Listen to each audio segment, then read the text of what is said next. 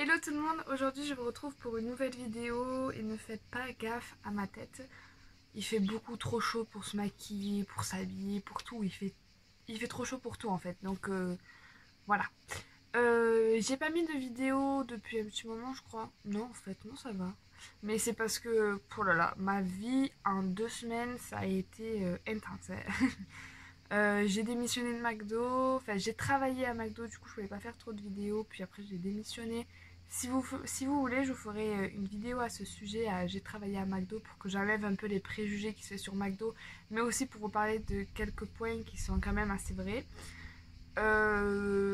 Ensuite, qu'est-ce que j'ai fait? Oui, j'ai démissionné, et ensuite, j'étais intensément dans la recherche. Il y en a là, elle voit l'écran bouger, elle est en train de se dire, mais putain, qu'est-ce que c'est ça? Voilà. Lala. Mon bébé. Donc oui, j'étais intensément dans la recherche d'un studio à Montpellier. Donc Montpellier, c'est environ 1h30 de chez moi.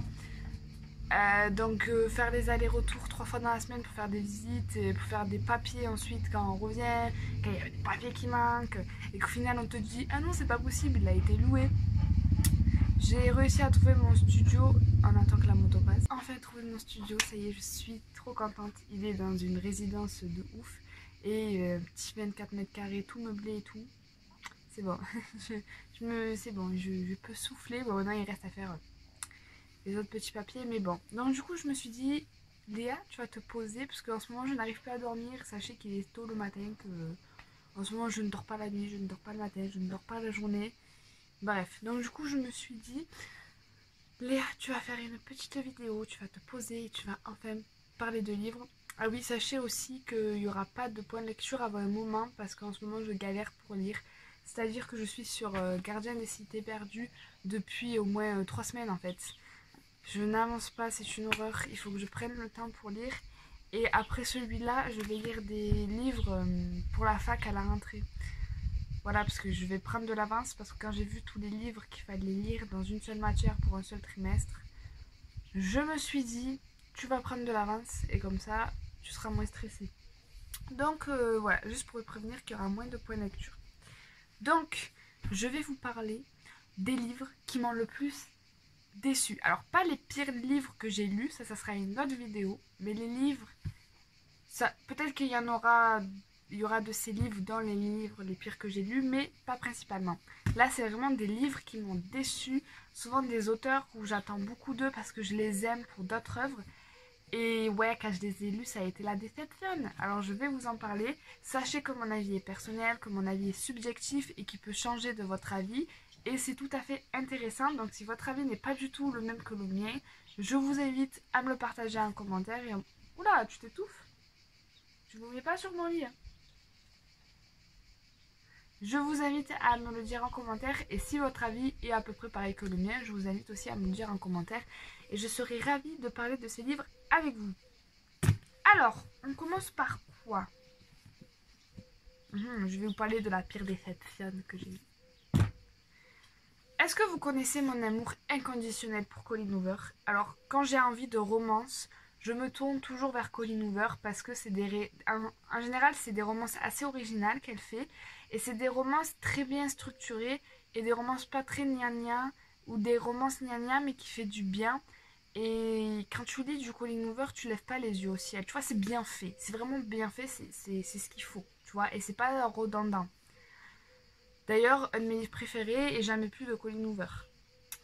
Et là, je ne sais pas ce qui s'est passé. Je n'ai pas compris.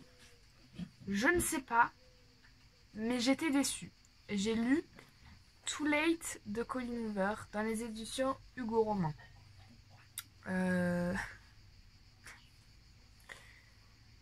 Ben non en fait. C'est pas du tout. J'ai l'impression que c'est une autre autrice que j'ai lue. J'ai l'impression que c'est pas du tout du Colleen Hoover.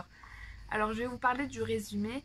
Dans ce livre, on parle d'une fille qui est à l'université et en fait elle a beaucoup de problèmes d'argent, elle doit gérer énormément de choses et en fait elle s'est retrouvée dans un engrenage. En fait elle n'avait pas de logement, enfin elle a eu plein de problèmes, elle n'avait pas de logement Et en fait, elle s'est mise avec un homme pas très fiable, on va dire, quelqu'un qui fait du trafic de drogue et tout.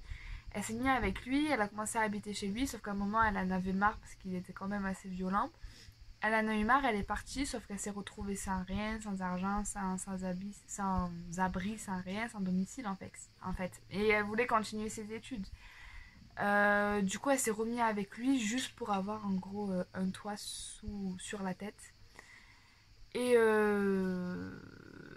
ben, vous doutez bien que non, ça ne marche pas, que ça ne marche pas comme ça. Puis puis va rentrer dans l'histoire un autre personnage dans lequel c'est un personnage qui va rentrer dans le réseau de drogue de ce mec-là, mais en fait il a une identité secrète et il va aussi rencontrer la meuf en question et ils vont tomber amoureux et du coup forcément identité secrète, il est dans le réseau de son mec, ça va pas forcément bien se passer, hein. Voilà pour le résumé. Donc c'est la dark romance, c'est une romance assez dark, mais c'est trop, oh là là, ça en finit jamais, jamais, jamais, c'est ridicule. Ce livre est ridicule, clairement. En fait, j'ai vite compris quand Colline Hoover explique, soit à la fin, soit au début, je sais plus, qu'en fait, de base, c'était une histoire qu'elle écrivait pour... parce qu'en fait, elle écrivait un autre livre à côté, elle avait le syndrome de la page blanche, et du coup, elle écrivait ce livre à côté, et elle a décidé de le poster sur Wattpad. Et les gens demandaient toujours plus, et elle expliquait qu'elle n'arrivait jamais à s'arrêter d'écrire. À chaque fois qu'elle voulait faire une fin, elle réécrivait après. Mais ça se sent tellement dans le livre qu'il y a toujours trop, que ça se voit que ça aurait pu se terminer, mais que non, elle rajoute un autre drame, un autre truc. Mais à force, c'est plus possible. Déjà que l'histoire de base est mal construite et mal, mal ordonnée, que c'est déjà pas crédible. Et le fait qu'elle jamais elle le termine, qu'il y a toujours un drame et un autre, c'est... Pouh, tu t'en sors pas. Tu lis, t'es en mode... Ouais, ouais, ok. Puis les personnages, c'est des clichés. C'est pas du Colleen Hoover, normalement. Les personnages, c'est des clichés. Ça se voit que de base, c'était pas un roman. Parce qu'en fait, quand tu lis le début du roman, tu vois que c'est pas travaillé du tout, que c'est vraiment une écriture personnelle. Puis au fur et à mesure, elle a voulu forcément mettre plus d'action, que ça soit plus agréable pour lire aux lecteurs pour que les lecteurs de Wattpad le lisent, tu vois. Mais non. Tu sens vraiment que ce livre n'était pas fait pour être publié. Et tu le sens dès le premier chapitre. Les personnages sont pas travaillés, ils sont clichés. Il y a un triangle amoureux, tu vois le truc arriver à 10 000, tu vois les drames arriver à 10 000. On a le personnage violent, le pervers narcissique, la drogue. De l'autre côté, t'as le personnage parfait, mielleux. Puis t'as la meuf qui veut bosser, mais qui a des problèmes d'argent, qui a eu des morts dans sa famille, nanani, nanana. C'est bon, on la connaît l'histoire. Puis encore, je dis pas. Si ça aurait été juste ça, d'accord, parce qu'il y en a plein des livres que je lis et que c'est ça. Mais c'est que là, ça se voit, que ça se sent à la lecture, que non, ça marche pas. Genre, c'est...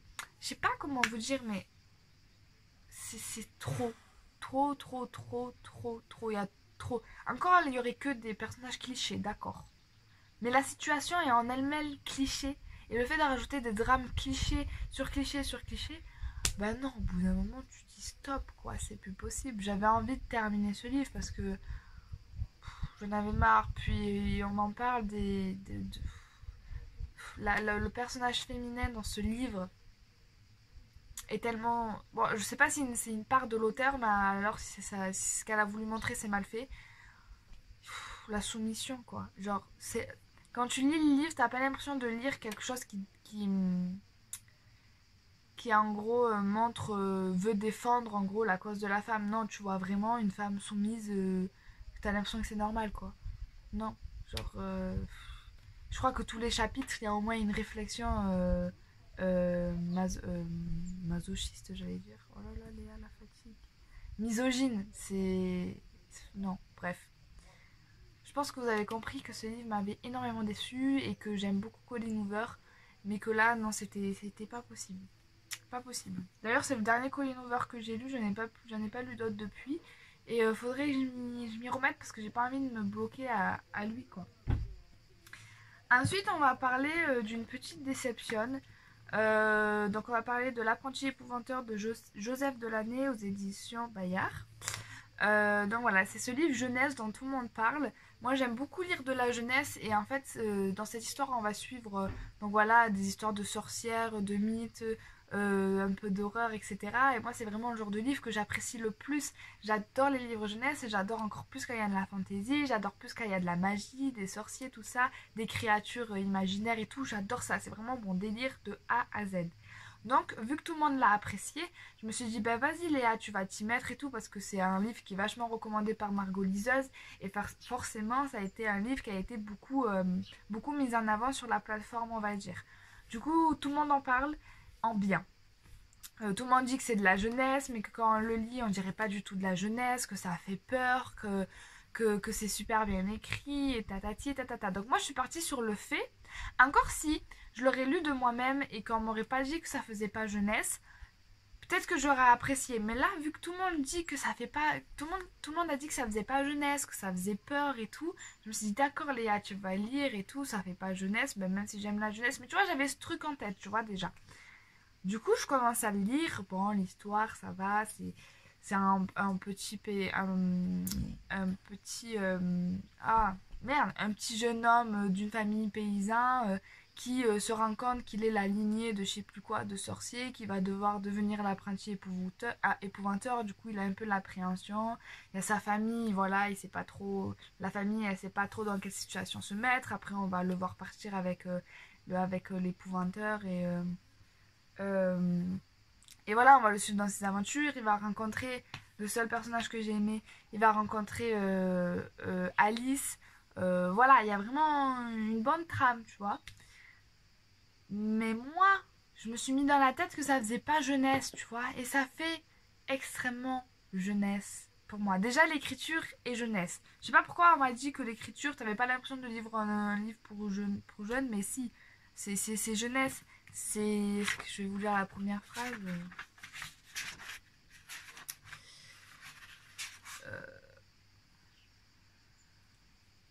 Lorsque l'épouvanteur se présenta, le jour commençait à baisser. Une longue et dure journée de travail s'achevait et je m'apprêtais à souper. « Vous êtes bien sûr que c'est un septième fils ?»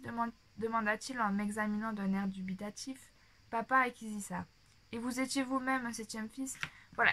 Tu vois, il y a déjà, dès la première ligne, il y a un dialogue qui s'installe. Donc forcément que ça fait jeunesse, tu vois ce que je veux dire? Et déjà, il y a ça. Ça fait pas peur. Mais je ne sais pas où les gens sont allés chercher que ce livre fait peur. Non, pas du tout. C'est les mêmes aventures limite qu'il y a dans des gardiens des cités perdues. Ça fait pas peur, c'est juste imaginaire, tu vois. Les créatures ne font pas peur. Enfin, c'est pas assez décrit pour que ça fasse peur en fait, vu que c'est du jeunesse. Donc non, ça marche pas, ça fait pas peur. Donc voilà, en fait, j'ai vraiment été déçue par le fait que voilà, c'est pas vraiment à quoi je m'attendais. Et je pense que si je me serais pas basée sur les avis des autres, peut-être que je l'aurais mieux apprécié. Mais voilà, j'ai pas vraiment continué la série. Je me dis que peut-être un jour, si j'ai envie, peut-être que je le relirai. C'est pour ça que je le garde d'ailleurs, parce que déjà il est beau. Et je me dis, ouais, qu'il y a moyen que je le relise. Mais ouais, non, c'est... Non, il vaut pas les avis que j'ai vus en fait.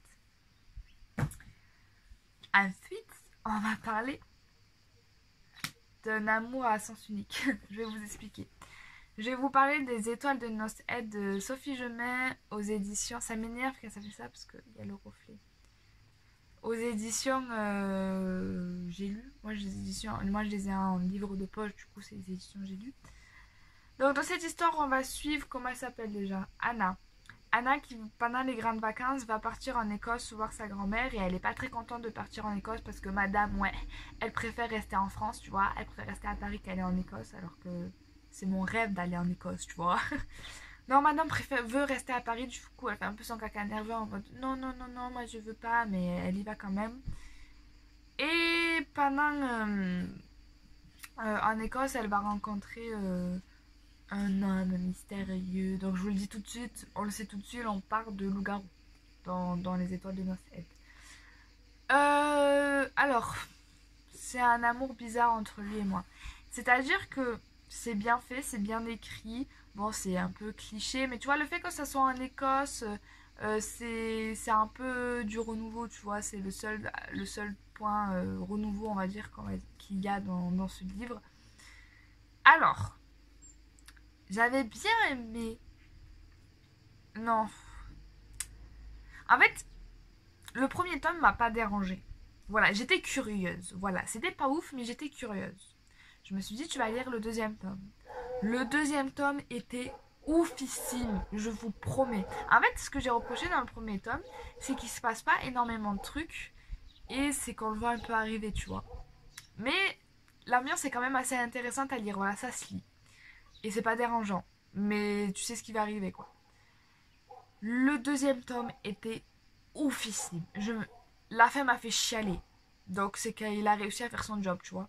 Donc je me suis dit, ouais, trop bien, je vais lire le tome 3, ça y est, ça part, ça commence, ça va péter du string et tout. Quand je suis arrivée au troisième tome, à la fin, je me suis dit, c'est pas possible.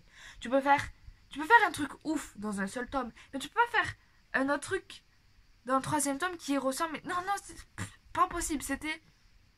Non, c'est pas passé. C'était. Non, c'est pas crédible. Voilà. Ça m'énerve ces livres qui sont bons, qui a la trame qu'il faut, qui a les révélations qu'il faut.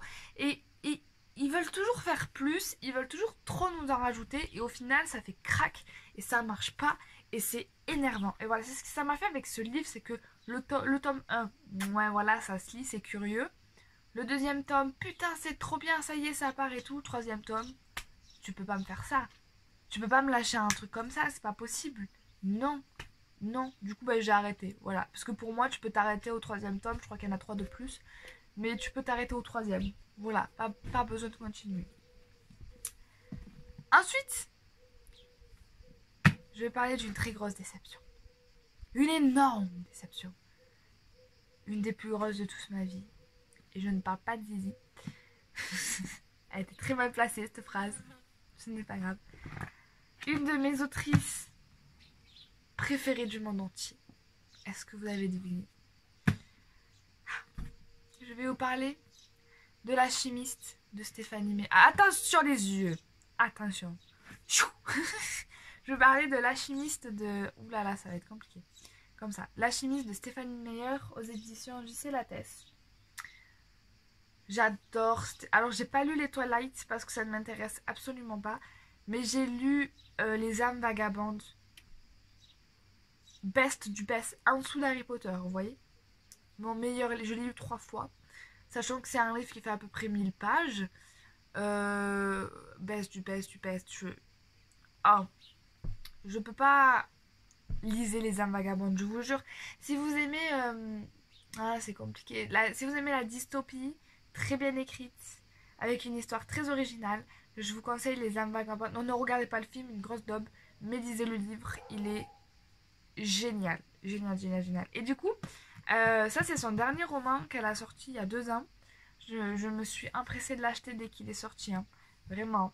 Parce que c'est un registre tout à fait nouveau pour Stéphanie Meyer. Et vu que moi je l'ai pas lu dans Twilight et que je l'ai lu dans juste Les âmes vagabondes, je me suis dit qu'elle s'en sortait bien pour faire plusieurs registres. Et du coup, je me suis dit, voilà, tu vas acheter La chimiste, qui est une science-fiction en fait. Comment vous parler du résumé? C'est compliqué. Je sais même plus en fait. En vrai, je vous mens pas, je sais même plus de quoi ça parle exactement. Je voulais le résumer, ça sera plus simple.